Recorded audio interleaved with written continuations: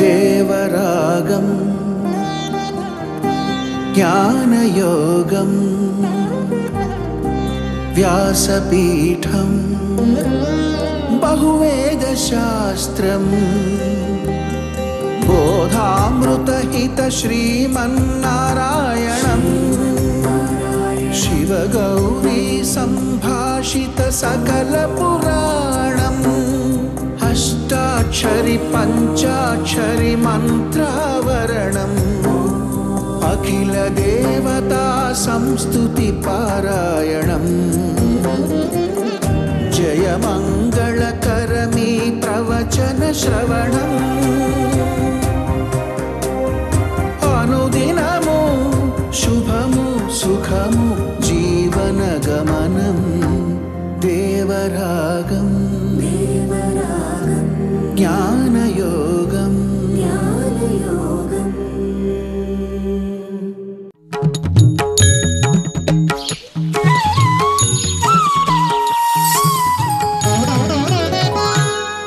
ఆపదామపహర్తారం దాతారం సర్వసంపదాం లోకాభిరామం శ్రీరామం భూయో భూయో నమామ్యహం.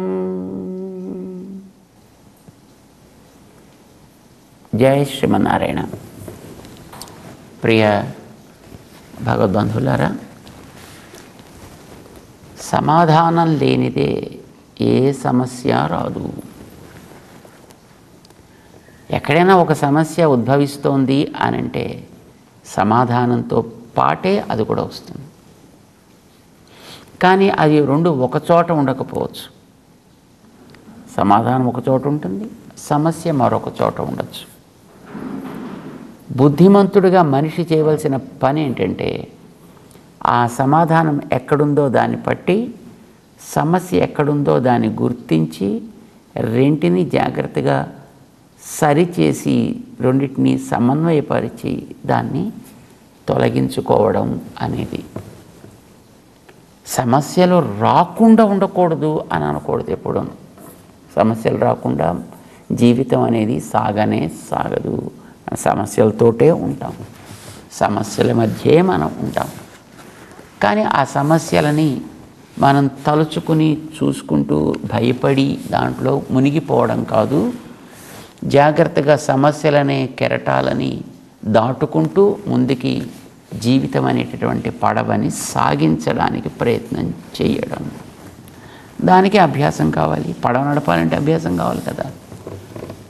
పడవ నడిపేటప్పుడు చాలా జాగ్రత్తగా నడపాలి. కొద్దిగా తెడ్డుని కొద్దిగా అతిగా తిప్పినా పడవ ఎక్కువ తిరిగిపోతుంది. కొద్దిగా స్టీరింగ్ ఇటు తిప్పినా పడవ ఎటో తిరిగిపోవచ్చు. ఒక్కొక్కసారి తల్ల కిందలు అయిపోవచ్చు, నీళ్ళలో ముంచి వేసేయచ్చు. కనుక నడిపే విధానంలో అభ్యాసాన్ని చేయడం అనేటటువంటిది అవసరం. బుద్ధిమంతుడైనటువంటి వాడికి ప్రయాణం తప్పనిసరి అయినప్పుడు మానవులందరికీ జీవితంలో ప్రయాణం సాగించడం అనేది అవసరము. ఇందులోంచి మనం తప్పించుకోలేదు కదా. మనం కోరుకుంటే ఇవి రాలేదు కదా. మానవుడికి జీవితం అనేటువంటిది మనిషి కోరుకుంటే రాలే. ఎవడో ఒకడు ఇచ్చాడు. ఆ ఇచ్చినటువంటి వాడు నీకు దీన్ని ఎట్లా వాడాలో కూడా నేర్పుతున్నాడు. కనుక వాడి మార్గదర్శనంలో దీన్ని సక్రమంగా వాడడం మనం నేర్చుకోవడం ద్వారా మన జన్మని మనం సఫలం చేసుకోవచ్చును. ఇచ్చిన వాడెవడో వాడే చెప్తున్నాడు ఇది ఇందుకోసం ఇలా చేయాల్సి ఉంటుంది అని. మరి వాడిని మనం కన్సల్ట్ చేయకుండా, వాడు చెప్పినటువంటి మార్గంలో మనం నడవకుండా మరొకటి ఏదో చేస్తాము అని అంటే అది మన ఉపద్రవాన్ని కోరి తెచ్చుకోవడం కదా. శ్రీకృష్ణుడు ఆ విషయాన్ని మనకి స్పష్టం చేస్తున్నాడు. 35వ శ్లోకం 6వ అధ్యాయం. అర్జునుడు ప్రశ్న వేశాడు, కృష్ణ,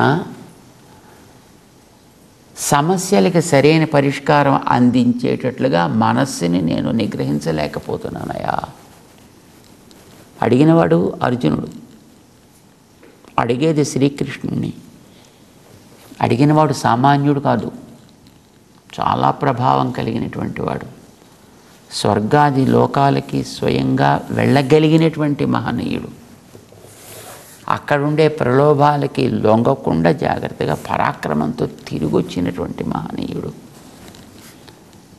ఆయన దేంట్లోనూ కూడా తీసిపోదగినటువంటి వ్యక్తి కాదు. అలాంటి ప్రభావం కలిగినటువంటి అర్జునుడే అమ్మో మనసును నిగ్రహించడం అనేటటువంటిది చేత కానే కాదయా, నాకు సాధ్యం కానే కాదు అని అంటున్నాడు. అంటే మనస్సు అనేది ఎంత శక్తివంతమైనటువంటి పరికరం అనేది మనం ఆలోచించాలి. దానిని మనం సవ్యంగా పెట్టుకోగలిగితే మనం చేసే పనులన్నీ మంచి పనులు అవుతాయి. దాన్ని సవ్యంగా పెట్టుకోవడం చేత కాకపోతే మనం చేసేవన్నీ కూడా మనకి మరింత కర్మ భారాన్ని పైన మోపేటట్టుంటాయి. మనం చేసే పని మంచిగా సాగాలి, దృఢంగా సాగాలి, అది సరి అయినటువంటి దిశకి మనల్ని చేర్చేటట్లు సాగాలి. మన తర్వాత వాళ్ళకు కూడా అది ఒక ఆదర్శం కావాలి. ఇలా ఉండాలి. ఏం చెయ్యాలి దానికోసమని? మనసు నిగ్రహం అనేది ఎట్లా అని అడిగాడు. దానికి 35వ శ్లోకంలో శ్రీకృష్ణుడు సమాధానం చెప్తున్నాడు. శ్రీ భగవానువాచ అసంశయం మహాబాహో మనో దుర్నిగ్రహం చలం అభ్యాసేన తు కౌంతేయ వైరాగ్యేణ చ గృహ్యతే. అర్జునుడు చెప్పిన దానికి కృష్ణుడు అంగీకరిస్తున్నాడు. అసంశయం మహాబాహో, అసంశయం నువ్వు చెప్పిన దాంట్లో ఏం సందేహం ఏం లేదయా. There is no doubt absolutely whatsoever. మనో దుర్నిగ్రహం చలం, మనస్సు చంచలమైనది నేను అంగీకరిస్తున్నా. దానిని కంట్రోల్ చేయడం అనేటువంటిది బలవత్ దృఢం కనుక దాన్ని పట్టుకోవడం అనేటువంటిది చాలా కష్టం. అది వాయోరివ సుదుష్కరం. గాలిని పట్టుకోవడానికి ప్రయత్నం చేస్తే ఎంత మూర్ఖతో, మనసుని పట్టుకోవడానికి ప్రయత్నం చేయడం కూడా అంతే మూర్ఖత. దానికి ఏదైనా ఒక సాధనం చేయాలి.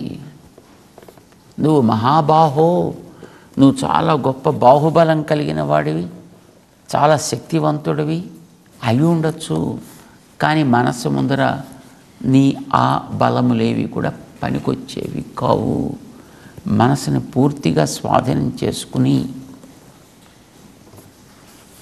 తన చెప్పు చేతల్లో పెట్టుకోవడం అనేటటువంటిది రెండిటి వల్ల కావాలి. అభ్యాసేన తు కౌంతేయ వైరాగ్యేణ చ గృహ్యతే. ఒకటి అభ్యాసంగా, మొట్టమొదటి అభ్యాసాన్ని చెప్పాడండి, తర్వాత వైరాగ్యం చెప్పాడు. మామూలుగా ఇతరమైన వాటి యందు ఉండేటువంటి రక్తిని వదిలిపెట్టి నేర్వవలసిన దాని యందు రావాలి. మొట్టమొదటి ఫస్ట్ అది వదలాలి, ఆ తర్వాత కావలసిన దాని మీదకి రావాలి. కానీ కృష్ణుడు ఆయనకి రివర్స్ చెప్తున్నాడు. మొట్టమొదటి అభ్యాసేన తు కౌంతేయ, తర్వాత వైరాగ్యేణ చ గృహ్యతే. ఎందుకని?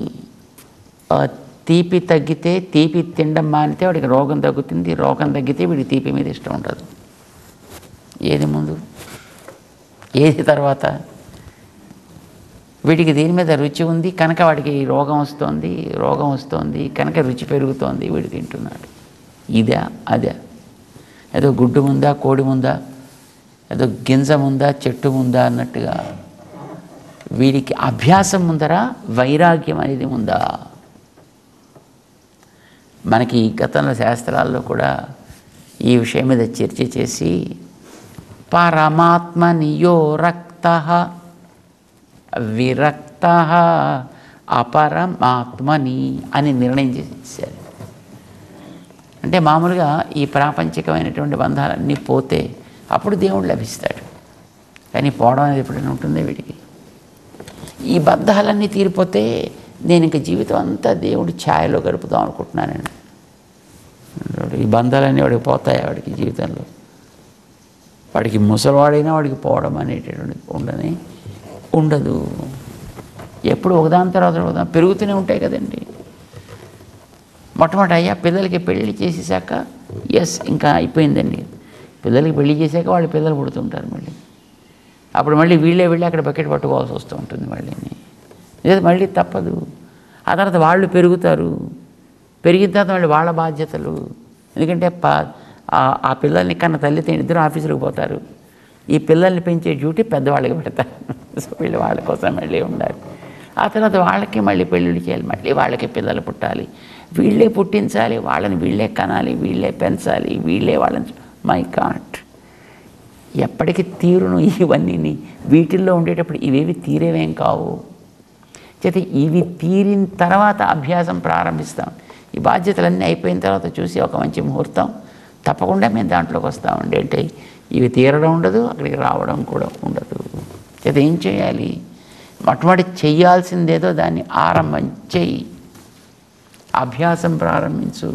పరమాత్మని యో రక్త, నువ్వు భగవంతుడి యొక్క స్మరణ ప్రారంభించు. విరక్త అపరమాత్మని. ఆ తర్వాత మిగతావన్నీ వాటంతట అవి దూరం అవ్వాలి తప్ప నువ్వు వాటిని తీసి ఇలా దూరంగా పారేస్తాను అని అంటే పనస పీచు ఉండేటువంటి దాని చూడండి బయట పారేస్తానని టక్మన ఆ పీచుని తీసాడు అనుకోండి, అది పారేయడం ఉండదు, అది పట్టుకుంటుంది అంతే చేతి. అది వీడు ఎంతెంత దులుపుతుంటే అంతంత గట్టిగా అది పట్టుకుంటూ ఉంటుంది. ఈ బంధాలన్నీ అలాంటివి. ఇవన్నీ త్వరగా పోయేవి కావు. పట్టుకోవాల్సిన మొట్టమొదటి పట్టుకో. అప్పుడు ఇవి క్రమంగా వాటంతట అవి దూరం అవుతాయి. ఏం చేయాలి? చేత మొట్టమొదటి ఫస్ట్ పరమాత్మ రుచి చూపించు. చీకటి పోయాక దీపం వెలిగించాలా, దీపం వెలిగించాక చీకటి పోవాలా? ఏది ముందు చేయాలి? చీకటి పోవడం అనేటటువంటిది అలా ఉండదు. ముందర దీపం వెలిగించాలి. దీపం వెలిగిస్తే ఎక్కడికి పోయిందో తెలియకుండా చీకటి ఎట్లాగైతే మాయమైపోతుందో, మనలో ఉండేటటువంటి కర్మ వాసనలని మనం తొలగించుకోవాలి అనంటే మన ప్రయత్నం వల్ల అయ్యేది కాదు. దేన్ని బట్టి కావాలి? వాడి అనుగ్రహంతో కావాలి. కనుక మొట్టమొదటి ఫస్ట్ వాడి యందు నువ్వు దృష్టి పెట్టుకోవడం ప్రారంభించి అది చేస్తూ ఉంటే వాడి అనుగ్రహం నీకు పెరుగుతున్న కొద్దీ వాడికంటే ఇతరమైన వాటి యందు ఉండేటువంటి రుచి క్రమంగా తగ్గుతూ పోతుంది. మనం గతంలో అనుకున్నదే మళ్ళీ నాకు గోల్డ్ మెడల్ రావాలి, నాకు చదువులో, రాతలో, ఆటలో, పాటలో ఆ తపన కలిగినటువంటి వ్యక్తికి వీడు కూర్చుని ఏ సాయంకాలం పూట వీడు అభ్యాసం చేస్తున్నాడు అనుకోండి. ఆ అభ్యాసం చేసేటప్పుడు మధ్యలో ఉండేటటువంటి ఎవడో వచ్చి దాంట్లో ఉండేటువంటి గొప్ప గుణాలు అవి చెప్పడానికి ప్రయత్నం చేశాడు అనుకోండి. కానీ వీడికి లక్ష్యం, వీడికి బంగారు మెడల్ సంపాదించడం, ఇది కావాలి అని వీడిలో ఆ దృఢత ఏర్పడ్డప్పుడు వాడు దాని గురించి చెప్పినా నో, ఒరే అది పోతుందిరా పోనీ, ఒరే అది మనకి చాలా గొప్పదిరా, కానీ నాకు కావాల్సింది గోల్డ్ మెడల్ కనుక దీన్ని, ఒరే నిన్నంతా ఇలా అనుకుంటారా అనుకోని, లేదా అది చూస్తే నిన్ను పొగుడుతారా పొగడిని. ఆ వస్తువుతో వీడికి రాక పోక అనేటటువంటిది ఏవీ లేనప్పుడు కాదు, అలా వాడు దాన్ని కేర్ చేయనప్పుడు అది ఎప్పుడు ఏర్పడుతుంది? దీని యందు వీడికి పట్టుదల పెరిగితే ఇది నేను సాధించి తీరాలి ఏమైనా సరే. ఈ సాధించి తీరే పట్టుదల వీళ్ళు పెరుగుతున్న కొద్దీ అవతల వాటి యొక్క గొప్పతనాలను ఎవరు ఎంతమంది చెప్పే ప్రయత్నం చేసినా వీడు దాన్ని వినడానికి ఇచ్చగించడు. అంచేత వీడికి ఈ పట్టుదలని పెంచుకోవడం మొట్టమొదటిది. తర్వాత ఇతరమైన వాటి యందు ఉండేటువంటి రుచి తగ్గడం అనేది అది మెల్లిమెల్లిగా తగ్గాల్సిందే. అది ఒక రాత్రికి పోదు, అనుకోగానే వెంటనే అది పోదు. అది కానీ వీడు అనుకున్నాడు, స్థిరంగా దృఢంగా అనుకున్నాడు. క్రమంగా దాని యందు ఉండేటువంటి రుచి వీడికి తగ్గుతూ పోతుంది. దీని యందు ఉండేటువంటి రుచి వీడికి పెరుగుతూ పోతుంది. సో అభ్యాసేన తు కౌంతేయ, ముందర అభ్యాసం చేయాలయా, దాని తర్వాత మెల్లిగా విరాగం ఏర్పడుతుంది. వైరాగ్యేన చ గృహ్యతే. అభ్యాసం కావలసిన దాంట్లో ఉండేటటువంటి పట్టుదల, అది పొందాలి అనేటటువంటి తపన. ఈ తపనకి దాంట్లో ఉండే మంచి గుణాలను వీడు వినాలి, చూడాలి, తెలియాలి. అంచేత ఆత్మతత్వాన్ని గురించి చెప్పేటటువంటి గ్రంథాలని వినాలి. ఆత్మజ్ఞానము కలది. మిగతా ఉండే వస్తువులన్నీ కూడా ఇవన్నీ వినాశమయ్యేవి. ఈవేళ ఉంటుంది, రేపు ఉంటుందో ఉండదో తెలియదు. మిగతావన్నీ కూడా క్షణకాల మాత్రమే ఉండేవి. అవి తర్వాత మారిపోతూ ఉంటాయి. వాటి స్వభావాలు మారిపోతాయి, వాటి స్వరూపాలు మారిపోతాయి, వాటి ఆకారాలు మారిపోతాయి, వాటి వల్ల కలిగే ప్రయోజనాలు కూడా మారిపోతుంటాయి. కనుక మారడానికి యోగ్యత కలిగినవి అవన్నీ కూడా. కానీ తను అభ్యాసం చేసేది మారనిది. ఆత్మ మారనిది, ఆత్మ నశించనిది, అవి నశించేవి. ఆత్మ అద్వితీయము. అవన్నీ ఎన్నో రకాలతో కలిసి ఉంటాయి. కానీ ఇది ఒకటి. ఈ అభ్యాసం కావాలి. వీటి నుండి మంచి గుణాలని వీడు పదే పదే పదే పదే పదే పదే వీడు స్మరించుకుంటూ ఉంటే, వింటూ ఉంటే కొంతకాలానికి అది ఇది మందే అని అనిపిస్తుంది. సో కృష్ణుడు చెప్తున్నాడు, అసంశయం మహాబాహో. నువ్వు చాలా గొప్ప బాహుబలం కలిగిన వాడివైతే అయి ఉండొచ్చు, కానీ మనస్సుని పట్టుకోవడం అనేటటువంటి మాత్రం ఈ బయటి బలం చేత సాధ్యమయ్యేటటువంటిది కాదు. దేంతో చేయాలి? లోపలి బలంతో చేయాలి. ఆ లోపలి బలం దేనివల్ల సాగాలి? అభ్యాసేన తు కౌంతేయ. అభ్యాసం అనేటటువంటిది నీకు కావాలి మొట్టమొదట. దాంట్లో ఉండే గుణాలని భావించు. దానికి భగవంతుడి మీద దృష్టి పెట్టాలని అనుకునేటువంటి వ్యక్తులు భగవంతుడికి ఉండేటువంటి గుణములని భావిస్తారు. అది సౌశీల్య, సౌందర్య, సౌగంధ్య, మాధుర్య, శౌర్య, వీర్య, పరాక్రమ, సత్యకామ, సత్య సంకల్ప, కృతిత్వ, కృతజ్ఞతాదులు అనేక గుణాలు. ఆ గుణాలతో చేసిన పనులు, ఆ పనుల వల్ల లాభపడ్డ వ్యక్తులు, ఇవన్నీ కూడా వీళ్ళు భావిస్తూ ఉంటారు. అందుచేత మనకి ఇది ఒక అభ్యాసం అంటాంది. గుణాలు స్మరించటం, పదే పదే పదే పదే ఆ గుణాలను స్మరించడం, నామాలని స్మరించడం. ఓ రామ, నీ నామం ఎంత రుచిరా, ఎంత రుచి, ఎంత నామాన్ని అనుసంధానం చేయడం, ఆయన చేసిన పనులన్నీ తలుచుకోగలగడం. చూడండి, కొంతమందికి తమ పిల్లలు ఎప్పుడైనా ఊళ్ళకి వెడితే, దూరంగా వెళ్ళిపోతే, ఆ పిల్లలు చాలా ప్రీతిపాత్రులైతే వాళ్ళు చేసిన పనులను తలుచుకుంటూ, వాళ్ళలో ఉండే స్వభావాలను తలుచుకుంటూ, వాళ్లకు ఉండేటటువంటి ఉత్సాహాన్ని తలుచుకుంటూ వీళ్ళు కాస్త ఓర్చుకోగలుగుతారు. ఆ ఉండేటటువంటి ఎడబాటుని వీళ్ళు కాస్త ఓర్వగలుగుతారు.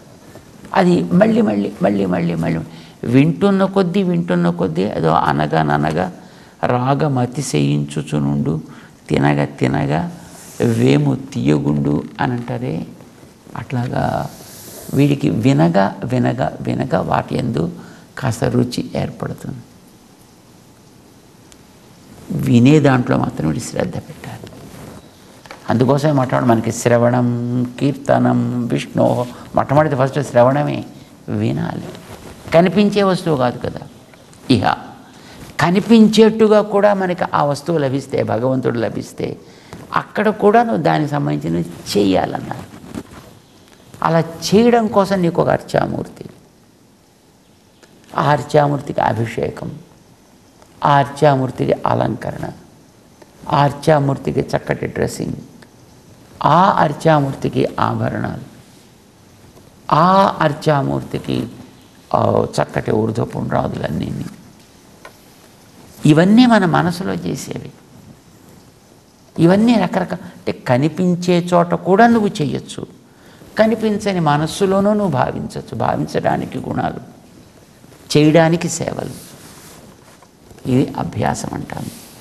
వేప కూడా కొంతకాలం తిన్న తర్వాత ఇంకా చేదు అని అనిపించదండి. దాంట్లో కూడా ఒక రకమైనటువంటి ఆస్వాద యోగ్యత ఏర్పడుతుంది. దాన్ని ఎస్ పర్వాలేదు, ఇది కూడా మనకి పనికి వస్తుంది అని అనిపిస్తుంది. మొదట చూస్తే మాత్రం బా అనిపిస్తుంది. ఏ పని అంతేనండి, ఈ పని ఆ పని కాదు. అభ్యాసం కూసు విద్య. అభ్యాసం చేస్తే సాధించలేనిదంటూ ఏదీ లేదు. అభ్యాసేన తు కౌంతేయ, నువ్వు అభ్యాసం చేయవా, దాని తర్వాత వైరాగ్యేణ చ గృహ్యతే. వైరాగ్యేణ నీ లక్ష్యాన్ని చెదిర్చేటటువంటిది ఏది వచ్చినా, నీ లక్ష్యానికి నిన్ను దూరం చేసేటటువంటిది ఏది నీకు లోపల అడ్డొచ్చినా దానిని మెల్లిమెల్లిగా మొట్టమొదటి ఫస్ట్ కంటికి దూరంగా పెట్టు, ఒంటికి దూరంగా పెట్టు, ఆలోచనకి దూరంగా పెట్టు. సో ఆ రకంగా దాని ఉండే రాగము క్రమంగా తగ్గించి, అంటే ఇందులో ఉండే రాగాన్ని కడుగుతాం మెల్లిమెల్లిగా దాంట్లో ఉండేటువంటి రుచిని పెంచే ప్రయత్నం చేస్తాం. వీటి వల్ల క్రమంగా నీకు అది సాధ్యపడుతుందయ్యా. గతంలో మనం ఆ విషయం కూడా చెప్పుకున్నాము. మనం ఇక్కడ కూర్చుని ఏదో మంచి పని చేస్తున్నాం ఇక్కడ భగవంతుడికి, టక్కున అది వెళ్ళిపోయి ఎక్కడో ఏదో ఒక గార్డెన్లోకి వెళ్ళిపోయింది. ఏం పర్వాలేదు, చక్కగా వెళ్ళేవాడు. ఆ గార్డెన్ లోపలికి తీసుకువెళ్ళి మనస్సుని మనతో పాటు చేపట్టుకుని తీసుకువెళ్ళి ఆ గార్డెన్లో ఇలాంటివన్నీ ఉన్నాయని అనుకుందాం. దాంట్లో మంచి మామిడి చెట్లు ఉన్నాయి, పండ్లు అందంగా కనిపిస్తున్నాయి. అక్కడికి వెళ్ళిపోయింది మనస్సు. లేదా మరొక చోట ఎక్కడో, ఇంకో చోట ఎక్కడో పెద్ద జలాశయం పక్కకి వెళ్ళిపోయింది, అక్కడ ఉండి ఏదో దృశ్యాలను చూస్తుంది. మరొక చోట ఎక్కడో వనానికి వెళ్ళిపోయింది, అక్కడ దృశ్యాలు. ఇంకో చోట ఎక్కడో గార్డెన్, అక్కడేదో చూస్తూ. ఎక్కడికైనా వెళ్ళని, కానీ ఎక్కడికి వెడుతోందో అక్కడ నీకు కావలసినటువంటి ఆ తత్వాన్ని కూడా తీసుకువెళ్ళి అక్కడ పెట్టు. అది చెడ్డది అనేటువంటి భావన నువ్వు కలిగించద్దు. కలిగిస్తే మనసు వ్యతిరేకం అయిపోతుంది, నీకు మాట వినడం మానేస్తుంది. కనుక నీకు మొట్టమొదటి ఇక్కడి నుంచి అది నేరుగా ఏ మామిడి తోటకో వెళ్ళిపోతే అక్కడ ఉండే మామిడి పండ్లని చూపించు. అక్కడ ఉన్నాయో లేవో మనకు తెలియదు, కానీ మంచి పండ్లు ఉన్నట్టుగా చూపించు, మంచి ఆకులు ఉన్నట్టుగా చూపించు, మంచి పూత అక్కడ దాంట్లో చక్కగా పరిమళిస్తోందని ఇవన్నీ చూపించవచ్చును. ఇవన్నీ ఎవరి కోసం అంటే, నువ్వు ఎవరి మీద దృష్టి పెట్టాలని ఆరంభిస్తే అక్కడి నుంచి ఇది లేచి ఈ తోటలో దిగిందో వాడి కోసం ఇవన్నీ ఏర్పడ్డాయని చెప్పండి. అప్పుడు మళ్ళీ దానికి ఆ చూసిన వస్తువులతోటి లింక్ కలిపేటటువంటి ప్రయత్నం చేస్తుంది మనస్సు.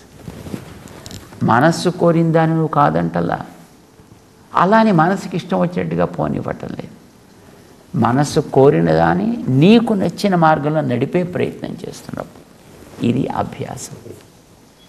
కొంతకాలం ఇలా చేయగా ఇది కూడా బాగానే ఉంది అని అనిపిస్తుంది, రుచి పెరుగుతుంది దాని యందు, ఇలా మరింత చేసే ప్రయత్నం చేస్తుంది. ఇది ఎప్పుడైతే పెరుగుతూ ఉంటుందో వెలిగించిన దీపం ముందర చీకటి కనిపించకుండా పోయినట్టుగా మన మనసుల్లో ఉండేటువంటి ఇతర విషయ రాగాలు ఉన్నాయి, అవన్నీ క్రమంగా తగ్గిపోవడం ప్రారంభిస్తాయి. విగత రాగములవుతాయి, విరాగములవుతాయి, వైరాగ్యం అంటాం ఆ స్థితిని. ఇది క్రమంగా వస్తుంది, జ్ఞాపకం పెట్టుకోవాలి. ఇది మొట్టమొదటి రాదు, మొట్టమొదటి వచ్చేది నీకు అభ్యాసమే రావాలి. దాని రుచి కొద్దిగా తెలియాలి. అప్పుడు ఇదివరకు ఉండేటువంటి రుచులు క్రమంగా తొలగుతాయి. దీన్ని మనకి వేదం చెప్పింది, దీన్నే మనకు ఉపనిషత్తు చెప్పింది, దీన్నే శ్రీకృష్ణుడు కూడా మనకి అభ్యాస క్రమాన్ని మనకి చెప్తున్నాడు.